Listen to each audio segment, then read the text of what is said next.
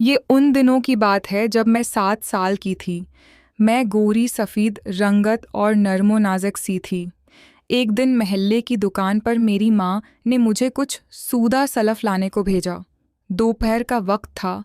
दुकान पर सवाए दुकानदार के कोई नहीं था। उसने मुझे मतलूबा सामान दिया और जब मैं वापस जाने लगी तो मेरा हाथ पकड़कर रोक लिया और मेरी गाल पर हाथ फिरते हुए कहने लगा, तुम कितनी प्यारी हो, बस्कट खाओगी। मुझे शर्म आ गई। उसने डिब्बे से मुझे 2 रुपए वाला बस्कट निकाल कर दिया और जल्दी से मेरे गालों पर एक बोसा ले लिया। मैं थोड़ा परेशान हो गई और अपना हाथ चढ़ाकर जल्दी से घर आ गई। मुझे उसकी ये हरकत कुछ पसंद नहीं आई थी। भले मैं बच्ची थी, लेकिन इतनी भी ना समझ नहीं थी। बहरहाल वह बस्कट बहुत मज़े का था जो उसने मुझे खाने को दिया था। कुछ दिन की बात है, उम्मी को बुखार था। उसने मुझे पैसे दिए और दुकान पर जाओ और दाल और चावल लाके दो। मैंने खिचड़ी पकानी है। मेरे दिमाग में दुकानदार का ईसाओ औसचदन वाला रवाया घूम गया। लेकिन मैं चौक के भाई बहनों में बड़ी थी, इसलिए मुझे ही जाना पड़ा। दुकान पर मुझसे पहले भी 3-4 घाक खड़े हुए थे। दुकानदार ने तसल्ली से सबको सूदा देकर फारग कर दिया और जानबूझकर मुझे इस वक्त तक रोके रखा जब तक सब घाक वापस ना चले जाएं। जब मैं काउंटर पर अकेली रह गई तो मुझे कहने लगा कि इंदर आ जाओ और जो चैस लेन है खुद ले लो। मैं ना चाहते हुए भी दुकान के अंदर चले गई और वो मेरी बचपन की ऐसी गलती थी जिसका कफ़ारा मैं आज 20 बरस के बाद भी भुगत रही हूँ। मुझे उससे पहले मालूम नहीं था कि इंसान सिर्फ इंसान ही नहीं बल्कि इंसानों में हैवान भी होते हैं। वो पहले तो मेरे गालों पर हाथ फिरता रहा, फिर उसकी ज़रूरत बढ़ती गई। मैं खौफ और परेशानी की अजीब से कैफियत में मुब्तला थी जिसमें कुछ कुछ तजस्सुस की आजमाइश भी थी। उसके बाद वो मुझे दुकान के पेशे वाले स्टोर में ले गया और काफ़ी वक्त के बाद उसने मेरा मतलूबा सामान साथ काफ़ी ज़्यादा वो टाफ़ियाँ और बस्कट भी थमा दे थे। मैं चुपचाप घर आ गई। उम्मी ने जब इतनी देर वापस आने का पोशा तो मेरे दिल में खौफ ज़िदा चोर घरस आया और मैंने साफ झूठ बोल दिया कि दुकान पर रश की वजह से देर हो गई थे।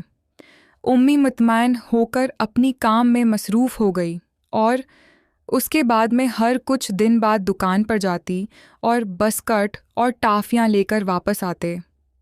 फिर मेरा शऊर पक्ता होने लगा और एक दिन में बालग हो गई।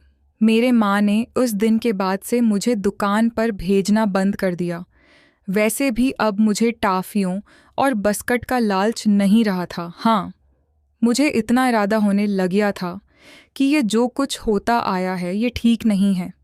अब दिल में एक बेचैनी जन्म ले रही थे। जैसे जैसे मैं बड़ी होती जा रही थी और जिस्मानी और जिनसी मामलात के समझ आती जा रही थी, वैसे वैसे मेरे अंदर की बेसुकूनी बढ़ती जा रही थी।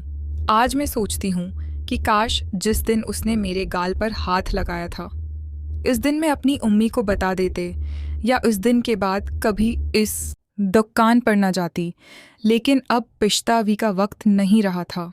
मैं 25 साल से ऊपर की हूँ, लेकिन जब किसी काम से घर से निकलती हूँ और वह दुकानदार आज भी प्यार भरी नज़रों से देखता रहता है, लेकिन अब वो मुझे एक शैतान की तरह देखता है। मेरा दिल करता है कि काश मैं उसका मना नूच सकती जिसने मेरा बचपन पर बात करके मुझे वक्त से पहले ही जवान कर दिया था। मैं तो मासूम और ना समझ थी, लेकिन वो तो समझता था ना मुझे अपनी बेटी, जिससे समझकर तरस खा सकता था। अब घर वाले मेरी शादी करना चाहते हैं, लेकिन मैं किसी सूरत शादी का नाम सुनना पसंद नहीं करती हूँ।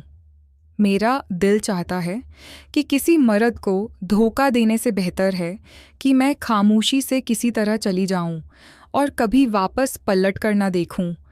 फिर सोच आती है कि वह दुकानदार भी तो एक मर्द ही था ना, जिसने अपनी बीवी को धोखा दिया था। आज उसकी अपनी 3 जवान बेटी हैं जो रोज़ाना हमारे दरवाजे के सामने से गुज़र कर कॉलेज और स्कूल जाती हैं। मैं अक्सर उनको देखकर सोचती हूँ कि अगर उन लड़कियों को अपनी बाप की करत पता चल जाए तो उनका रद्दी अमल क्या होगा। तीनों लड़कियों मेरी तरह खूबसूरत और नौजवान थी, पर एक दिन कदरत की चुकी चल पड़ी, जिसने उस दुकानदार के बारी पेश कर रख दिया हुआ। कुछ ऐसे कि एक दिन सुबह सुबह शोर से मेरी आँख खुल गए।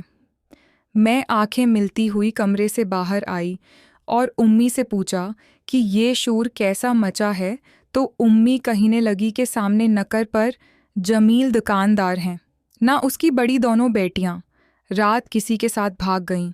मेरा मौनखला का खुला रह गया। दोनों बेटियां एक साथ। मैंने हैरान होकर पूछा, जी दोनों एक साथ, वही जो हमारे दरवाजे के सामने से गुजर कर कॉलेज जाते थे। उम्मी ने कहा, और उनके काम तो देखो जाते हो, अपने बाप की उम्र की भी कमाई साथ ले गई। उम्मी बताकर अपने काम में मसरूफ़ हो गई और मैं सोचने लगी कि बाप की उम्र भर की कमाई तो अच्छी तरह जानती हूँ। उस दिन के बाद जब मैं कभी उस दुकान के सामने से गुजर ही तो उसने मेरी तरफ आँख उठाकर और भी नहीं देखा। तेरे दोस्तों, अगर आपको हमारी कहानी पसंद आई है तो यार वीडियो व लाइक करें और हमें सपोर्ट करें। बहुत ज़्यादा आप लोगों के प्यार का शुक्रिया।